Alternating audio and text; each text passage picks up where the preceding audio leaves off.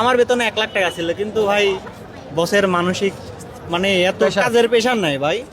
ওর বাচ্চা অসুস্থ, কি জন্য আমার বাচ্চা অসুস্থ এসে আমার উপর অত্যাচার করে। 1 মিনিট সময় হবে ভাই। ভাই কোন দেশ থেকে আসছেন? সিঙ্গাপুর তেন ভাই। সিঙ্গাপুরে কত বছর? ভাই আমি প্রথমে ছিলাম 1 বছর, পরে আবার বাসায় আসছিলাম, আসার পরে আবার যাই 3 মাস থেকে চলে আসলাম। একবারে চলে আসলেন? একবারে চলে আসলাম। কারণ কি ভাই? বস ভাই মানসিক মানে অত্যাচার করে, মারধর করে। কত টাকায় খরচ করে গিয়েছিলেন? আমি গেছিলাম ভাই 9.5 লাখ টাকা। 9.5 লাখ টাকা, মানে পুরোটাই লস। পুরোটা লস বলতে কি 5 লাখ টাকা আমি বাসায় পাঠাইছিলাম। এই যে 1.5 বছর সময় নষ্ট, আর এই যে 4.5 লাখ টাকা নষ্ট। নতুন করে যারা সিঙ্গাপুর যেতে চায় 14 লাখ খরচ করে, কি বলতে চান? সিঙ্গাপুর যাতে ভাই 14 লাখ লাগে না। এখানে আপনার সিঙ্গাপুর এজেন্ট ফি 3.5 লাখ টাকা। 3.5 লাখ টাকা বলতে কি $3500।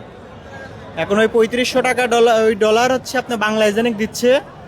কারণ বাংলা এজেন্ট যে যার কাছে যত টাকা সেল করতে পারে, কারোর থেকে 10 লাখ, 8 লাখ, 9 লাখ। কিন্তু ইন টোটাল যদি আপনার লোক থাকে, যদি আমি আপনাকে পাসপোর্ট মানে ভিসা দিই, আমি আপনার থেকে ইন টোটাল লাগবে হচ্ছে এজেন্ট ফি লাগবে 3.5 লাখ টাকা, 10,000 টাকা হচ্ছে লাগবে আপনার ম্যান পাওয়ার, আর 30,000 টাকা লাগবে বা 40,000 টাকা লাগবে হচ্ছে আপনার টিকিট। এই মোট 4 লাখ টাকা লাগে। সব 4 লাখ টাকা খরচ হয়, কিন্তু আমরা যার থেকে দেখা যাচ্ছে আমি আপনাকে দিচ্ছি 3.5 লাখ টাকা, আপনি আবার আপনার কাকাকে দিচ্ছেন 5 লাখ, ও আবার আরেকজনে 4-5 জনের হাত বদল হইতে হইতে এরকম 12 লাখ হয়ে 14 লাখ হয়ে যায়। আর ভাই সিঙ্গাপুরে ভাই নতুনের জন্য পুরাতনের জন্য ওইখানে ভাই 2 আঙ্গুলের কপাল ভাই সবার জন্য এক না, বুঝছেন? হ্যাঁ হ্যাঁ। আমার বেতন 1 লাখ টাকা ছিল, কিন্তু ভাই বসের মানসিক মানে এত Pressure। কাজের প্রেশার নাই ভাই।